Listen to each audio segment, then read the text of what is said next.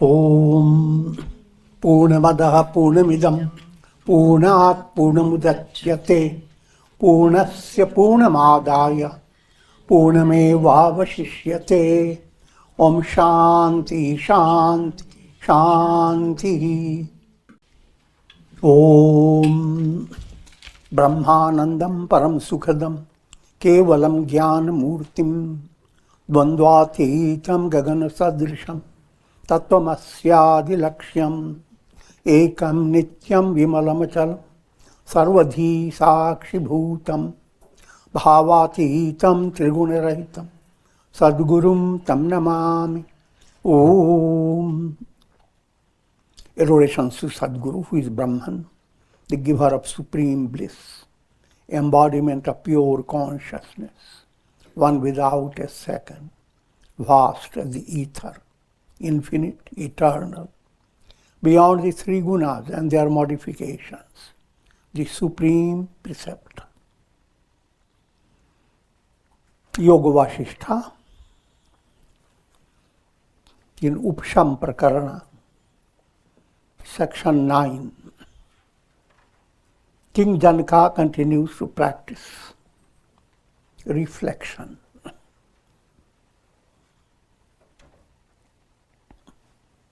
If you are a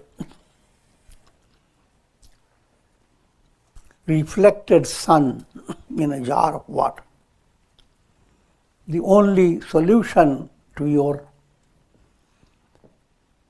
transient existence, the only solution to your shaking existence is to realize I am the sun. And the method adopted is reflection. As long as you are a reflection, you have to practice reflection. Now to go after confection.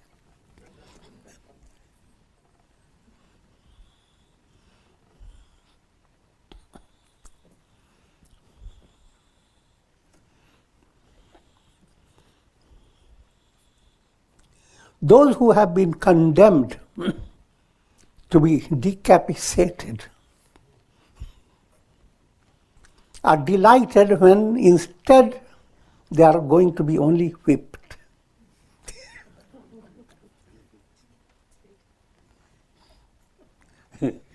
That's the profound study of human happiness. Happiness is what everybody wants. But to understand that happiness and how to get it, that's the profound purpose of life. And that's the central plan, central mission of all religions of the world. All, when we say all, they're not all, they are different aspects.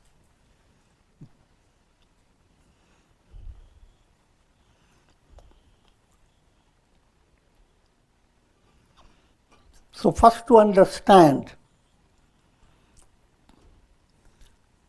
objectively, with a mind that is calm and ready to study, you will study the world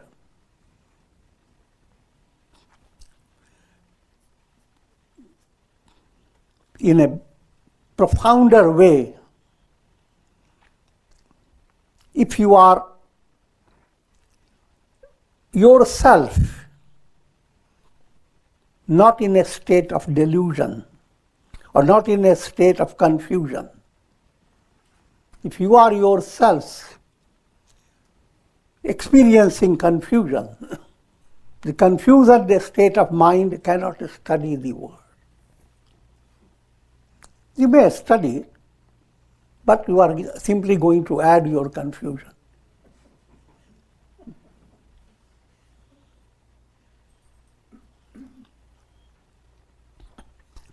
So then, coming to the point, everyone wants happiness. But how to attain that goal? Happiness that is unshaking, eternal, absolute. That's the essential reality in every individual.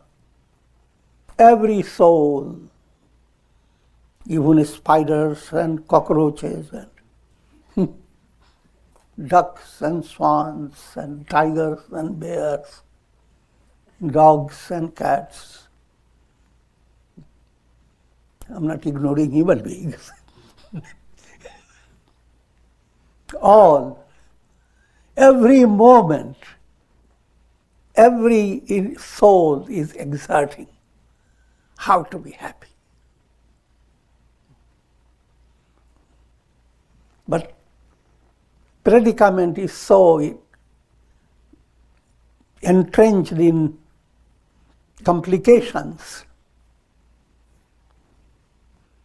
that even that idea, I want to be happy, is kept behind. I only want the thought to be removed. Only want the pain to go away. I'm giving a very crude way to understand. In other words, if you go into the deeper study, happiness is in 3 stages. Tamasic happiness, Rajasic happiness, Sattvic happiness. Tamasic happiness is a fake happiness.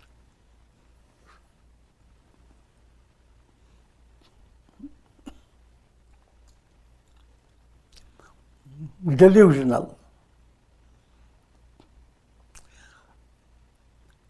If you drink alcohols, etc., and or take some medicament that makes you unconscious, physically senseless, the pain goes away, you are very much restful. That's tamasic happiness. And also, if your happiness is based upon seeing your enemy revenged, etc., you go on suffering no matter how wonderful situation you are facing. But you are simply focused on when will that dusht, the negative personality,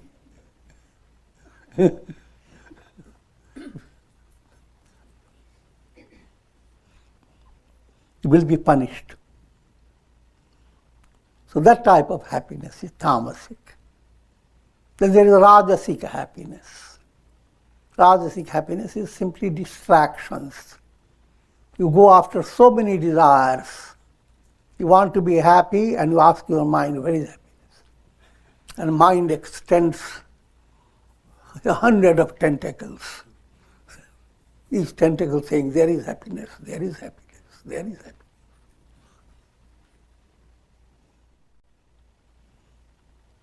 Sattvic happiness is in order.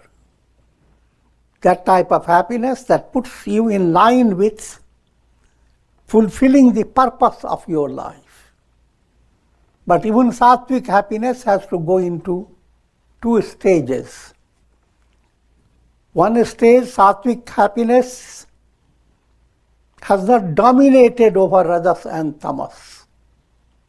Then that sattvic happiness is simply an idea, the world is full of pain, where should I go? And stay cozy and comfortable. So you have one side, you are leaving the world of pain as real, and then you are going into a state where you are rid of that. At the same time, you know that you can't stay in it all the time. Simple way of saying, you do good karmas led by sattva, but not for liberation, but for bhoga, celestial enjoyment. If that type of happiness has to go through a change. If you study Ramayana, Vibhishana goes through it. In the early stage is sattvic. But his sattvic movement is under the control of Ravana and Kumbhakarna. Later, he comes to a state where Ravana kicks him out. Now sattvic happiness has only one source to look for, Rama. When you come to that state of sattva, then you are in the right stage. But until this whole process, you never experience real happiness. Every type of happiness you are experiencing is only a release of some tension, moving away from some stress, but not real. So two people in this world experience joy only because it creates an illusion of turning away from a greater pain to a lesser pain. Money made you happy, but money itself is a pain. You have to protect it. You have to multiply it. You have to save it from being cheated, yourself being cheated. So it is not all gain.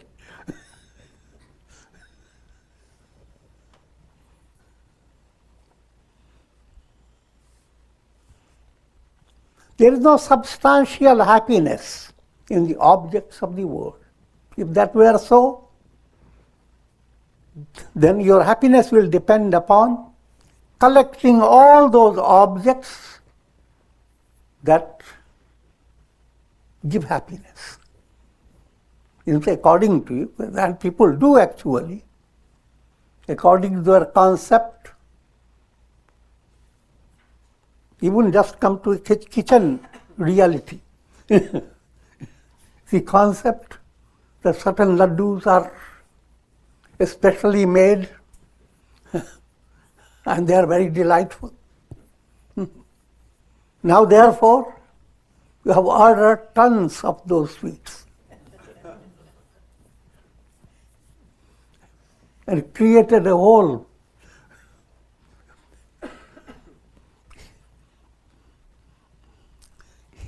portion of your building dedicated it, all refrigerated. I'm joking, but the idea is, in the same way, people go on collecting things that they think are the source of their happiness. But they don't realize the collection has created a special source of vexation. We'll figure that out.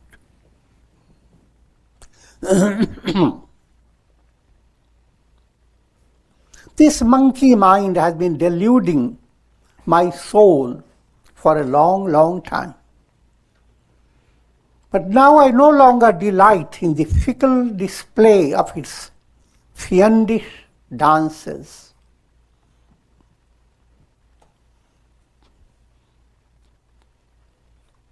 For a long time, I have been tied by the ropes of desires and thrown up and down by the fickle thought waves of the mind. You must realize this is a topic at very advanced stage.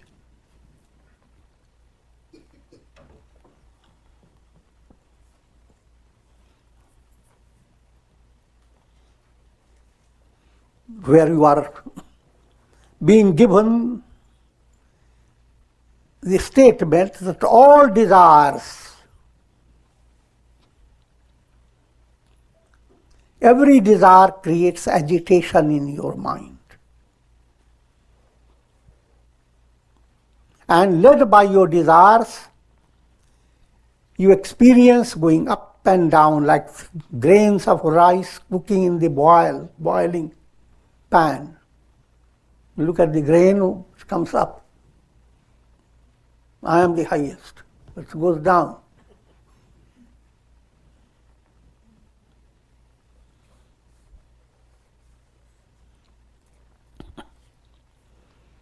Janaka says that no more will I place myself in that condition, going up and down, led by desires. But now I intend to attain supreme rest in the self. I consider sankalpa, thoughts sustained by egoistic vision, to be the mind. Giving you some study what mind is. Mind in itself is not a solid reality. It's like look up to the cloud.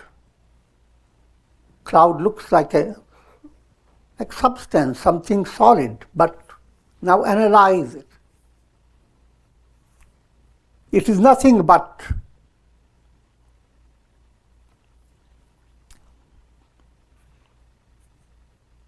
moisture, water in a sticking to dust particles and all together.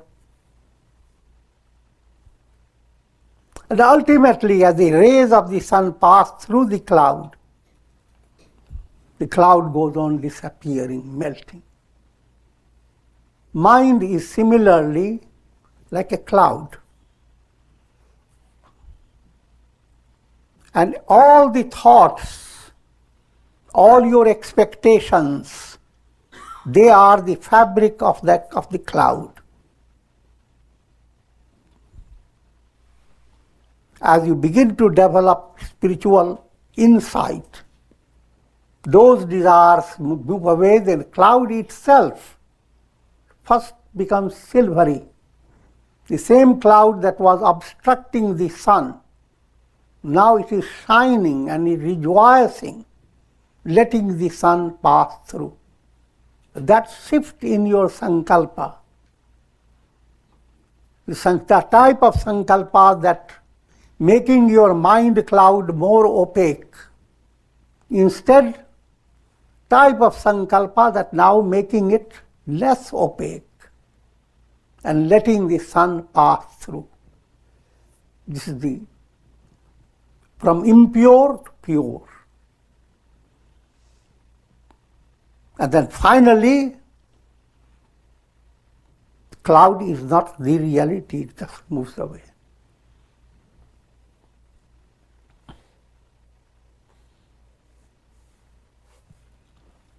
Oh, how long have I suffered? Again and again, through numerous embodiments, I have imagined my doom, dreaded my death, and grieved over the loss of my dear relatives and possessions. This is simple, there's nothing made up. This is simple fact.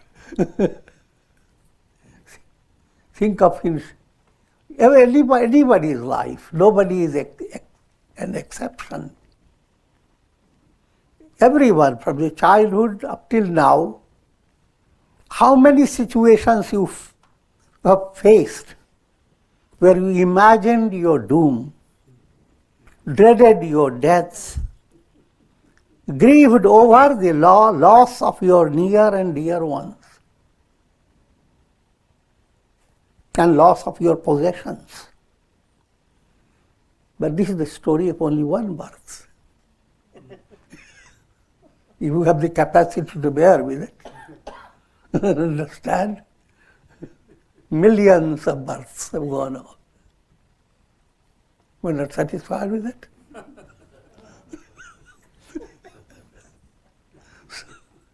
Janaka says, how long will you continue like that?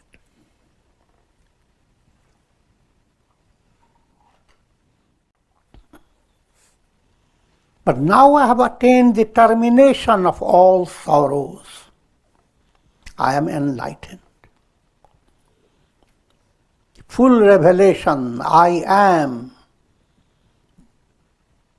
That am I. I am the absolute self. simple allegorical way of saying, I am the sun, not reflected suns.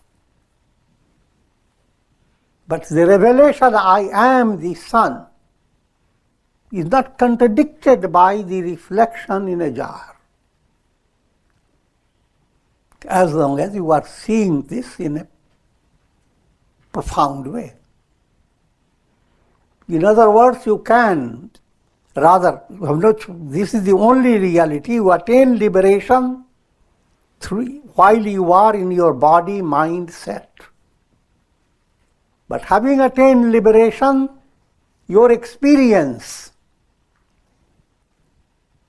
of double consciousness. One, you are experiencing your bodily reality, the reality of the world, practical reality, and you are facing it day by day, just like every day you must eat.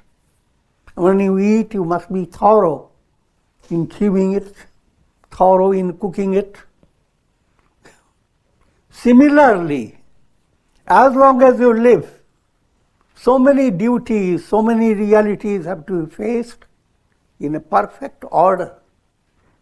But all this is not contradicting the revelation, I am Brahman.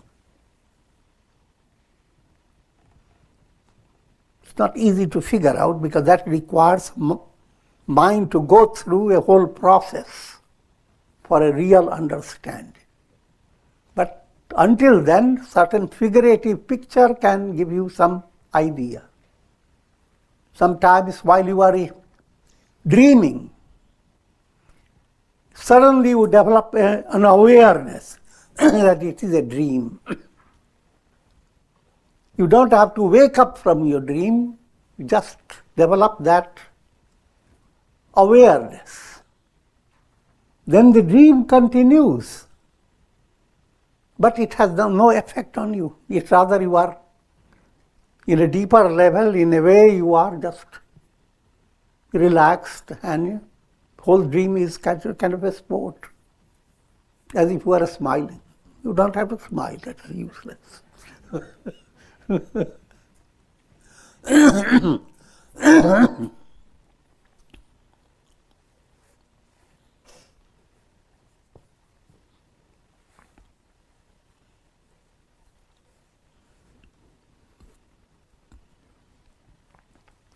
I have caught the thieving mind which has been stealing my imperishable wealth of divine identity.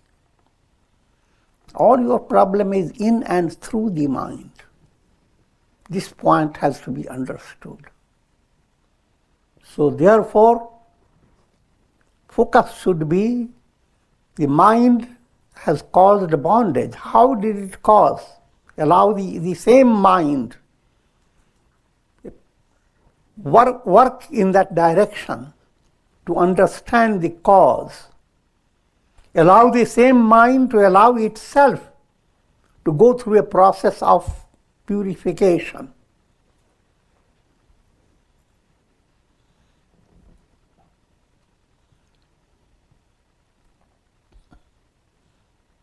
When mind becomes purified,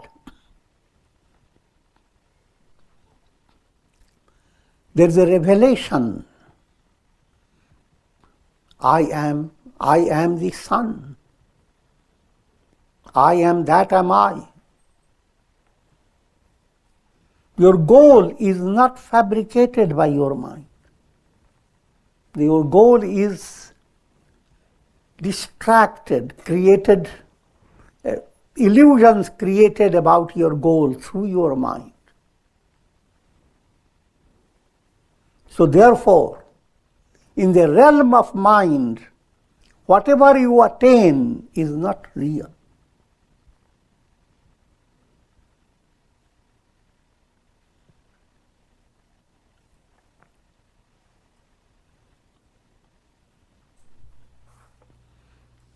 In other words,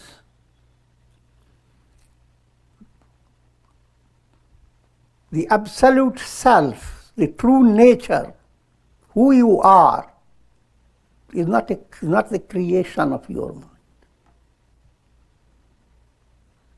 The mind has only one thing to create. It's a negative creation. Negate the impurities. Negate tamasic, rajasic movements of the mind.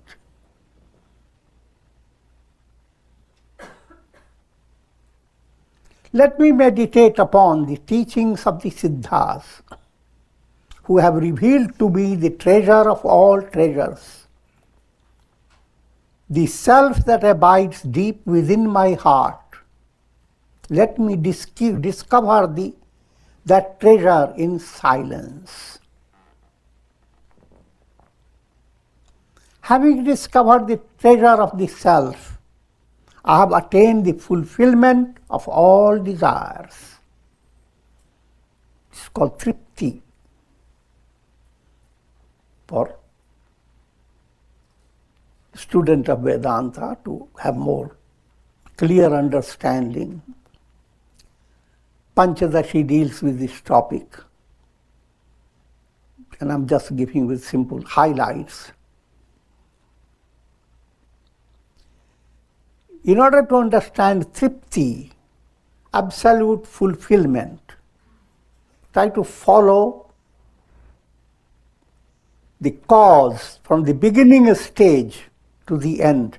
Beginning stage is avidya, ignorance. Ignorance that puts you in a state of not knowing. I am Brahman. That Brahman is completely out of your mind. Avidya, ignorance. Led by avidya, avarana develops. Avarana means as a veil of illusion before your mind. Avarana causes vikshepa. Vikshepa, distractions. Because since your vision is veiled, you don't really know what you want. And you are going after so many things. In this process of vikshepa, your soul has gone through many embodiments and has also practiced sadhana in many levels. Now comes a state of paroksha jnana. Paroksha jnana is indirect knowledge. Indirect knowledge that you gain by study. But even while study, indirect knowledge will not enter your mind unless you go through certain spiritual disciplines.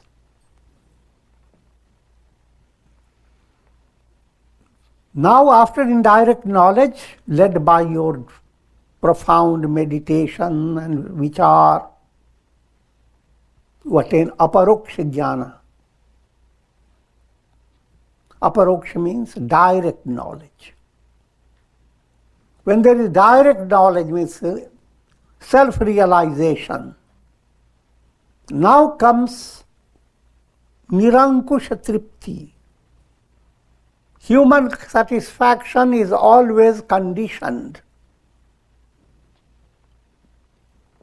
It's allegorically described that it's like old-time elephants were controlled by ankush, something spear-like on their head. The Mahavat that drives the elephant keeps that ankush. So whenever he wants the elephant to be under control, he just pinches a little.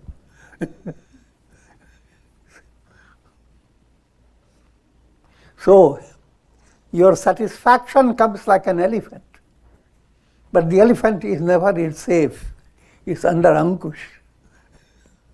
There is, in other words, all your satisfying situations are on shaky grounds.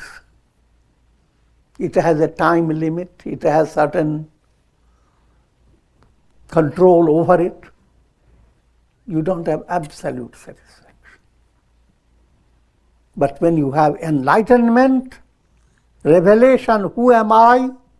That's absolute satisfaction. That's the goal of life.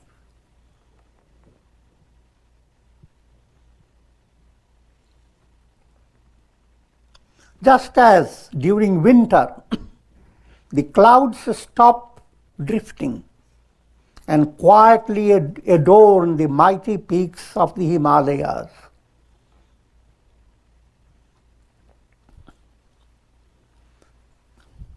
so have my restless desires stopped their wanderings. It's all allegorical, that's why.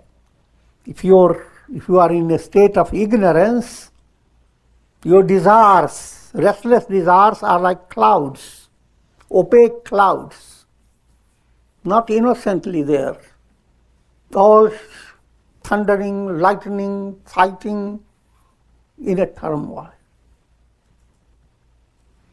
But when a person becomes enlightened, now those clouds no longer restrict the glory of the sun. They become soft, silvery clouds, and they rest on the mountain tops. So now they are glorifying the mountains, they are glorifying the sun, no longer obstructions. So that's what happens to your mind. Now mind has become those like silvery clouds.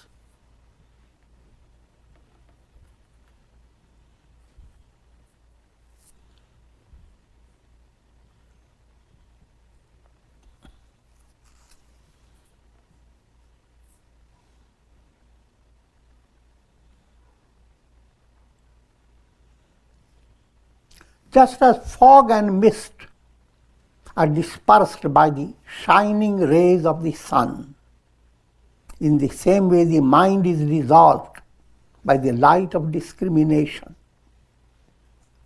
Let me meditate upon the teachings of the Siddhas, who have revealed to me the treasure of all treasures.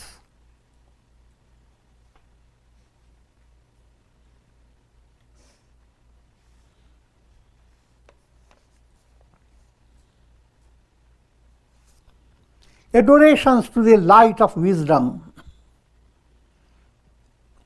the illusions that this body is mine, or I am the body, or the objects of the world are mine, have all been dispelled. For simple understanding, when you wake up from your dream, all that you experienced in your dream world, now going back a little in that description, if you are experiencing dream, everything seems real to you. You are moving around, that's not real you, but it doesn't make much difference. The world before you in your dream, not a grain of that world exists, not a needle point. And then you have your predicament. You are facing certain challenge in your dream and you are trying to resolve it. And sometimes you are in a positive situation. And sometimes you are frustrated, you get into some tragic situation. Though the royal attendants and gatekeepers continued to urge the king to resume his daily duties, he remained immersed in his practice. This is just a spicing of the story. Spicing means no matter, whenever you take up a project, and if you are deeply involved with the project, you are not disturbed by people. If you are not deeply involved, then you are always complaining. I could have done that, but someone near and dear one, my brother, my wife, my husband, someone didn't want me to go. So you always find people obstructing your movement. But when you are deeply interested, deep down thinking within your own heart, how you feel, and that feeling movement is not dependent on, do you like it? This is the way I feel.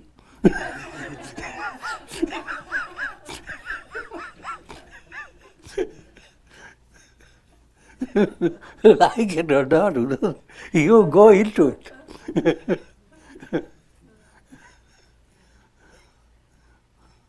So if Brahma Vichar becomes the source of great joy within your heart, then as if you have gone into a cave or gone into a certain part of your building and closed the door, and all people are waiting and shouting, come out, but you will not.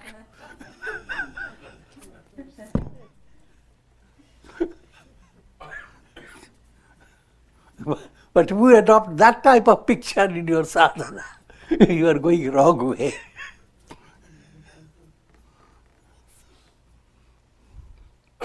Try to understand that when integral yoga is practiced in daily life, your Godward movement remains unrestricted. It's not dependent upon whether you have closed your doors or whether people have gone away and sounds have stopped. Nothing. You are not distracted by anything. Learn from the bees, honeybees. They go on enjoying the honey. They are not distracted by the whole world.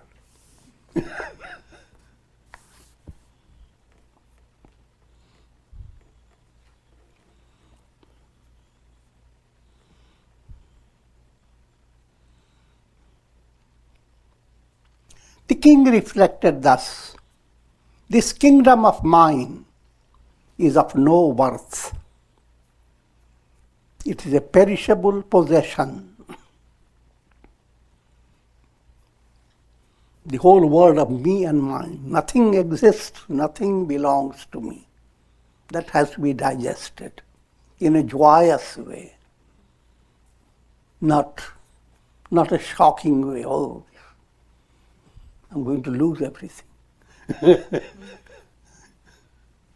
You are going to wake up from your dream and suddenly your mind gets shocked. All these wonderful things. Can't get even one little thing. Please help me not to wake up.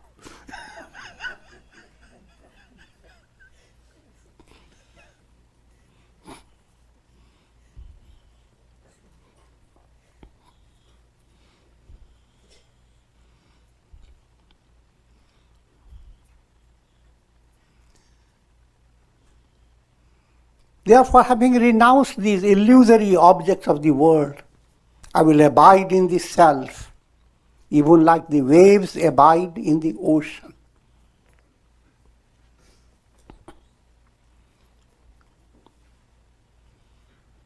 O Chitta, Chitta is mind, he is as if addressing the mind. Give up your sly craving for the traces of joy that seem to proceed from the objects of the world.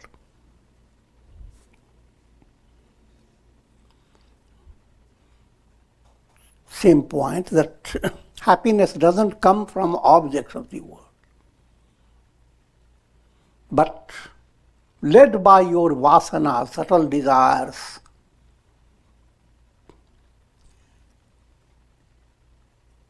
the illusions comes in the heart that if I have that object, I'm going to be very happy.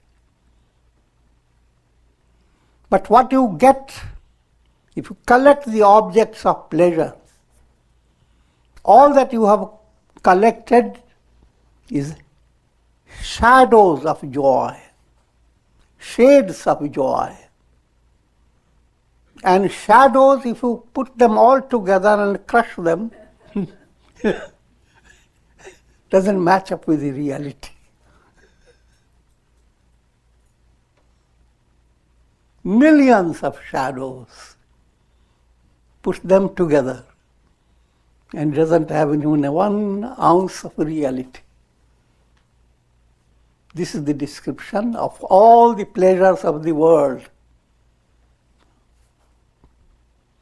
And therefore Upanishad calls it alpam, little.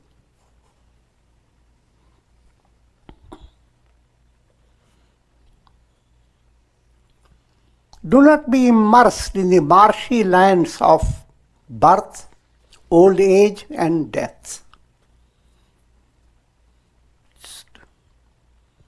That's the simple predicament led by karma. If you don't attain enlightenment, that's what is waiting for you. You are going to be, if you are, firstly, wherever you are going to suffer from disease, old age, death.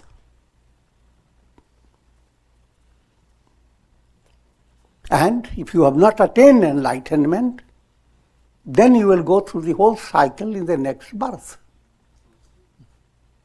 If it is fascinating to the mind, then that's fine. You will be again a baby and act in a very cozy manner.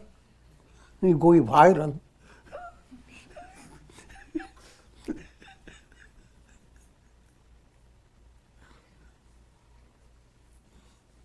But your mind is mature, and then you understand that that's not. This can go on and on endlessly. Allow your mind to become enlightened. Don't go into the world process.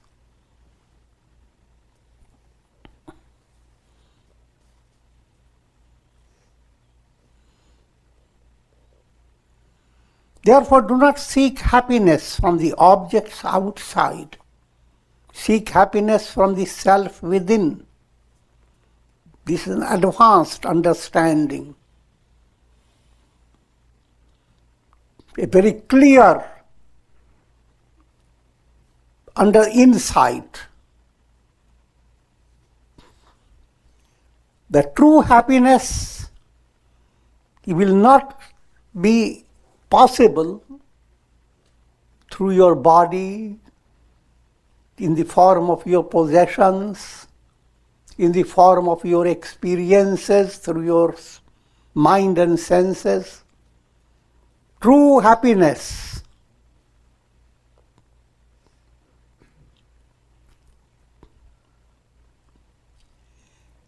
can be experienced only through self-realization.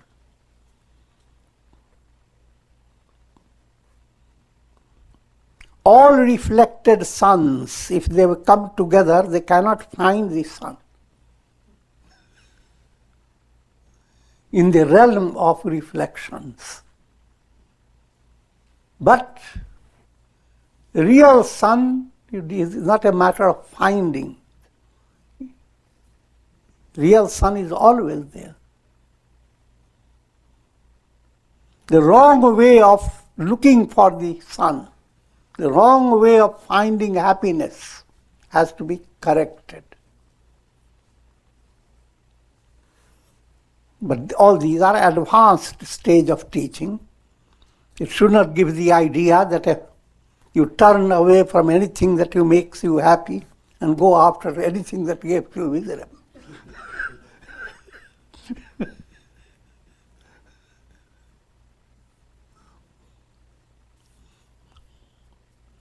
Lots of experiences, progressive experience of peace, harmony, joy, that must continue. But no matter how happy you are in the world, that is not your goal.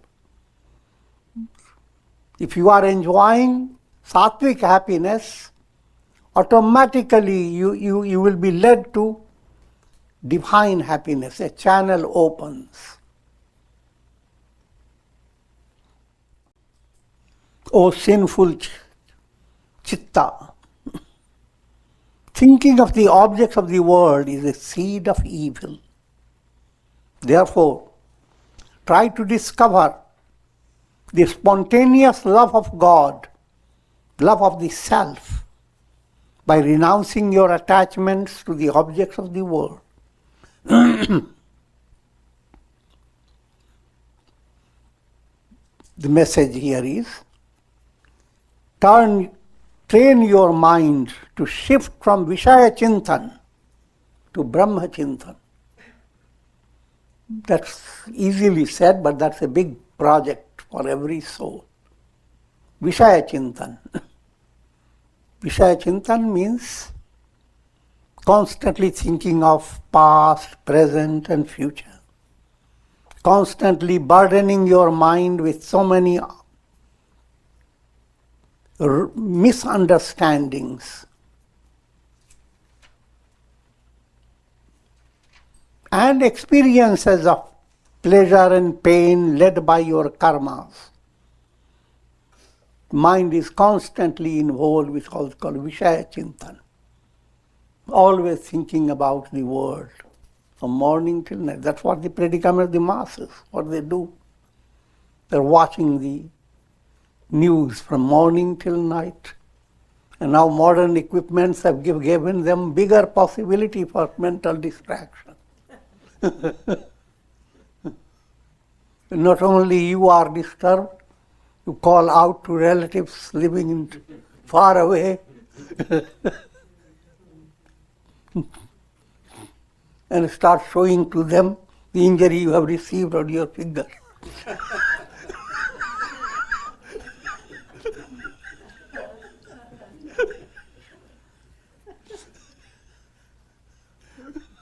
So Vishaya Chintan has extended to such an extent.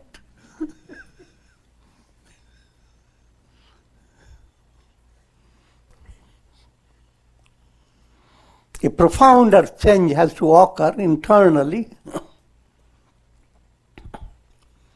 Continue with the world according to the practical reality in a skillful way. Yoga karmasu kaushalam. Continue, but understand your goal is not to stay with the world. Your goal is to attain liberation. Your goal is to find the real happiness, which is the self.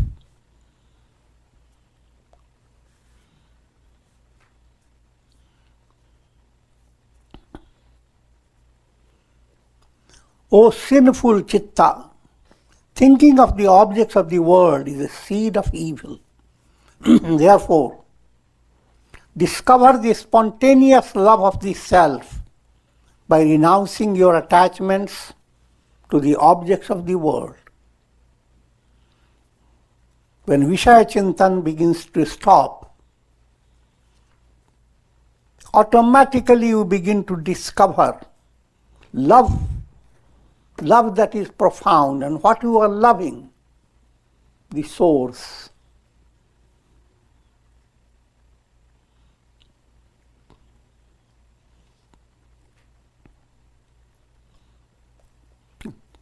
Brahman or God is the embodiment of love.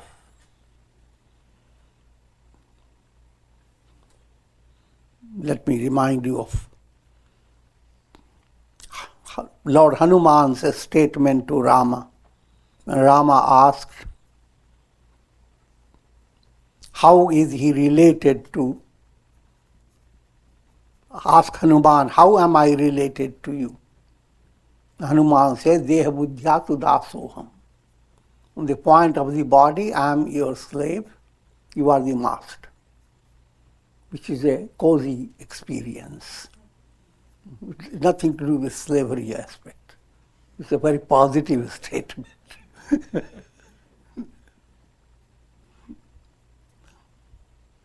Jiva buddhya tvadanshaka. To the extent I am a soul, I am a ray and you are like the sun. And from the profoundest point of view, I am you, you are me. all these three must enter your life day by day.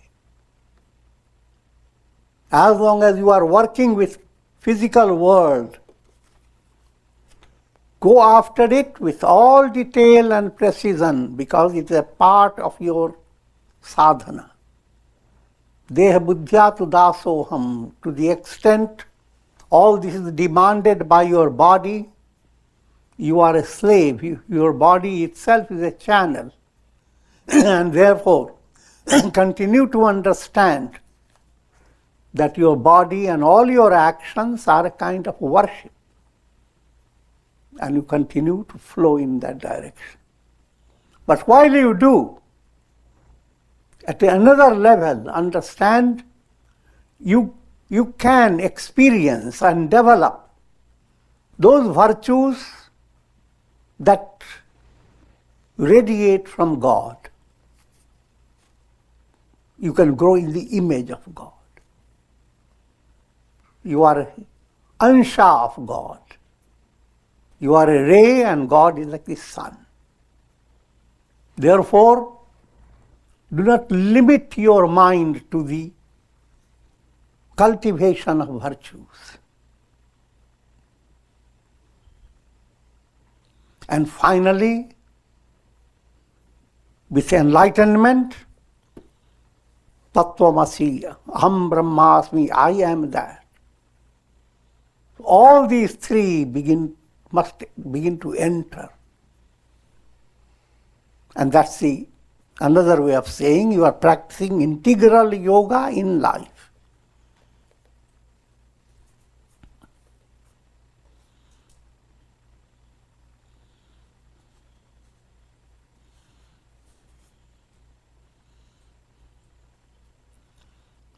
He's talking to his mind.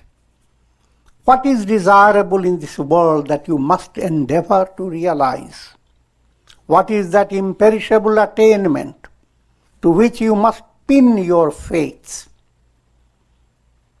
What are you to accomplish through my actions or my inaction? The idea again is, mind always looks for, if you say don't do karma, the mind gives you the idea just to stop, inaction, sit somewhere, find a cave and go into samadhi, learn from the bears.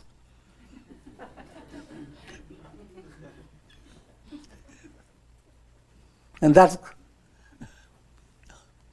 there is another set of people who encourage you, continue to do karma. So karma and akarma, they seem to be the choice of your mind. But the fact is, karma and akarma is a life's reality. Just like in the day you are awake, in the night you sleep. So, no matter how karma and akarma move in your life, turn to absolute cessation of karma by adding vikarma to it. Vikarma is yajna, spirit of yajna that we have been talking about. In other words, whether you sit quiet, you are active in a spiritual way. Or you are not sitting quiet, very busy. You are enjoying inner peace in a profound. So your external flow led by your karma is not contradicting your inner attainment.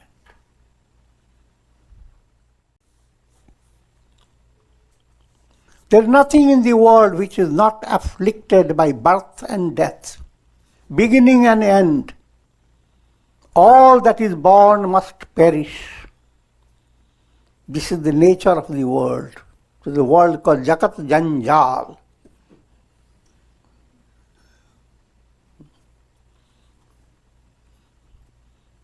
Another village language is Jhanjamanj.